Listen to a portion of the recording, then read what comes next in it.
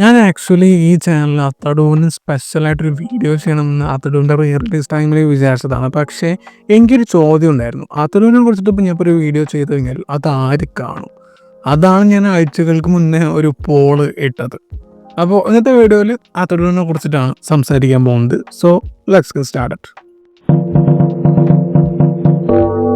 അതടുവിനെ കുറിച്ച് സംസാരിക്കുമ്പോൾ ഈ സിനിമയും കൂടി പരാമർശിക്കേണ്ടത് വളരെ ഇമ്പോർട്ടൻ്റ് ആണ്. അതായത് തുംകോന ബോൽപായൊക്കെ എടുത്ത് കുറച്ചധികം റിപ്പയറിങ് നടത്തി ചെയ്തൊരു സിനിമയാണ് അതടു.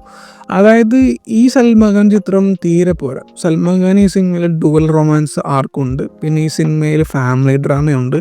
ഇതൊന്നും കണ്ടിരിക്കാൻ വലിയ രസമൊന്നുമില്ല.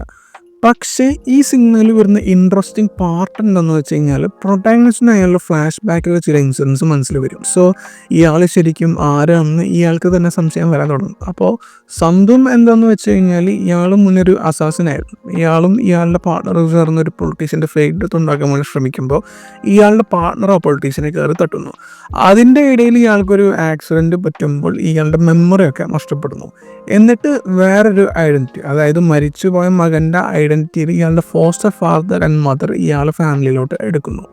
അത്തടൂല് ത്രിവി ഈ പൊളിറ്റീഷ്യൻ്റെ fake death trope and partner ചതിക്കുന്ന ട്രോപ്പ് മാത്രം എടുത്തിട്ട് മൊത്തം പടം തന്നെ വേറെ രീതിയിൽ ചെയ്തു.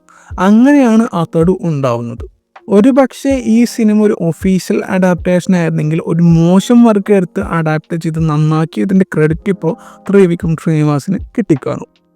ജോൺ വൂൻ്റെ ദ കില്ലർ അത്തടുവിന് ഒരു മേജർ ഇൻഫ്ലുവൻസ് ആണ്. ഒരു ഹൈലി ഇൻഫ്ലുവൻഷ്യലായ ഒരാളുടെ ഡെത്തിന് ശേഷം ഒളിവിൽ പോകുന്ന ട്രോപ്പ് സിമിലറായിട്ട് രണ്ട് സിനിമകൾക്കും ഉണ്ടെങ്കിലും ഈ അസാസിൻ സ്റ്റൈലും ഒരു അസാസിൻ അയാളെ ട്രസ്റ്റ് ചെയ്യുന്നവർക്ക് എത്ര ലോയലായിരിക്കും എന്ന ട്രോപ്പൊക്കെ അത്തടുവിൽ ഉപയോഗിച്ചിട്ടുണ്ട്. ഈവൺ ആ ക്ലൈമാക്സ് ഷൂട്ട് ഔട്ട് സീക്വൻസും ഒക്കെ കില്ലറിൻ്റെ ഒരു മേജർ പ്രചോദനമാണ്. കാരണം പ്രാവും കെട്ടിടങ്ങളും ചർച്ചിലുള്ള ഷൂട്ടൗട്ടൊക്കെ ജോൺ വൂൻ്റെ സിഗ്നേച്ചർ ഐറ്റംസ് ആണ്. പക്ഷേ ദ കില്ലർ എന്ന സിനിമ കാണാത്തവർ ട്രൈ ചെയ്യണം. കാരണം ജോൺ വൂൻ്റെ അന്യായ ലെവലിലൊരു ആക്ഷൻ സിനിമയാണ് ഇത്. പിന്നെ ലെജൻഡറി ഷോയും പേരുടെ പീക്ക് സ്റ്റെപ്പാണ് ഈ സിനിമ. പിന്നൊരിക്കൽ ജോൺ വൂൻ്റെ സിനിമകളെ കുറിച്ചൊരു വീഡിയോ ചെയ്യുന്ന സമയത്ത് ഇത് ഡീറ്റെയിൽ ആയിട്ട് സംസാരിക്കാം. So let's move towards Athadu. ഇൻഫ്ലുവൻസുകളുടെ കേസ് പറയുമ്പോൾ റിച്ചർഡ് ഡോണറിൻ്റെ അസാസിനും അത്തടുവും തമ്മിൽ എനിക്ക് ചില സാമ്യതകൾ തോന്നിയിട്ടുണ്ട്. അതായത് പ്രൊട്ടാഗണിസ്റ്റിൻ്റെ ഫൈനൽ മിഷൻ എന്ന ലെവലിൽ ഒരു ഹൈലി ഇൻഫ്ലുവൻഷ്യലായ ഒരാൾ തട്ടാൻ വേണ്ടി നോക്കുമ്പോൾ വേറൊരുത്തൊന്നും തട്ടിയിട്ട് പോകും. ക്ലൈമാക്സിൽ ഒരു മേജർ ട്വിസ്റ്റൊക്കെ സിമിലർ ആയിരുന്നു. ബോംബെ കാ ബാബുവിനായിട്ടും താരതമ്യം ചെയ്യുന്നത് കണ്ടിട്ടുണ്ട് ഫാമിലി ഡ്രാമ കേസിൽ. അതടേന് ഇങ്ങനത്തെ കുറച്ച് റൂട്ട്സുകൾ ഉണ്ടെങ്കിലും അതടു പിന്നീട് വേറെ ഫോർമാറ്റിൽ ചെയ്തിരുന്നു. അതായത് മല്ലു സിംഗ് എന്ന പേരിൽ ഈ ഒറിജിനൽ വ്യക്തിയുടെ കൂടെ ട്രാവൽ ചെയ്ത് അൺഫോർച്ചുനേറ്റ്ലി അയാൾ മരിക്കാൻ കാരണം പ്രൊട്ടാഗണിസ്റ്റ് ആകുമ്പോൾ ജസ്റ്റ് അയാളുടെ ഫാമിലിനെ മീറ്റ് ചെയ്യാൻ വേണ്ടി നോക്കുമ്പോൾ അവർ നാട് വിട്ടുപോയ അവരുടെ ഫാമിലിയിലോട്ട് തിരിച്ചു വന്നു എന്ന് തെറ്റിദ്ധരിക്കുന്നു. പക്ഷേ രണ്ട് സിനിമകളിലും ഈ ഐഡൻറ്റിറ്റി ആയിട്ടെടുക്കുന്ന റീസൺ ഡിഫറെൻ്റ് ആണെന്ന് മാത്രം.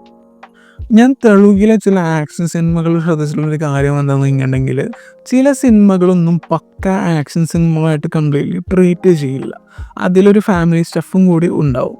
ഇപ്പോൾ പഞ്ചയിലൊക്കെ ആ സിനിമയുടെ മേജർ പാർട്ട് കഴിഞ്ഞാൽ പിന്നെ ഫാമിലി ഡ്രാമ ട്രാക്ക് ഉണ്ട് ആ സിനിമയ്ക്ക്. അതടുവനും ഇതന്നെ.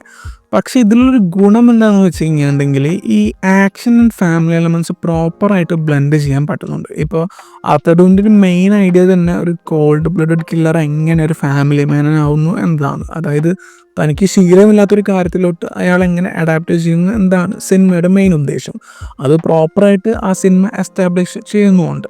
പിന്നെ അത്തടൂന് പല ലെയേഴ്സ് ഉണ്ട്. ഇഫ് നന്ദു അല്ല പൊളിറ്റീഷ്യനെ കൊന്നതെങ്കിൽ ആര് ചെയ്തു?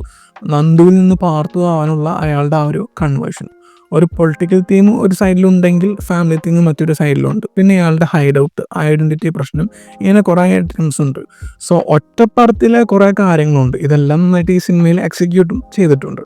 മഹേഷ് ബാബു കത്തിരുന്ന ടൈമിൽ മഹേഷ് ബാബുവിൻ്റെ സിനിമകൾ കൊണ്ട് ഉപകാരമുണ്ടായ ഒരു നടനാണ് വിജയ്. പോക്കിരി, ഗില്ലൊക്കെ മഹേഷ് ബാബു സിനിമകളുടെ റീമേക്സ് ആയിരുന്നു.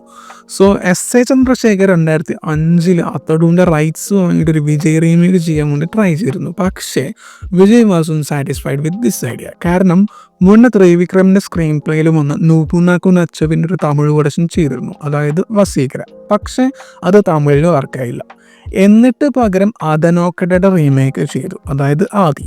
അതും തമിഴിൽ വർക്കൗട്ടായില്ല. ഒരുപക്ഷെ അത്തഴു തമിഴിൽ ചെയ്തിരുന്നെങ്കിൽ ഇപ്പോൾ പോക്കിരി ഗില്ലി വെച്ച് മഹേഷൻ വിജയ് ഫാൻസ് നമ്മൾ ആർഗ്യൂ ചെയ്യുന്ന ലിസ്റ്റിലോട്ട് വേറെ ഒരു സിനിമയെ കിട്ടിയിരുന്നത്. അതായിരിക്കും ചിലപ്പോൾ അത്തടുവിൻ്റെ റീമേക്ക്.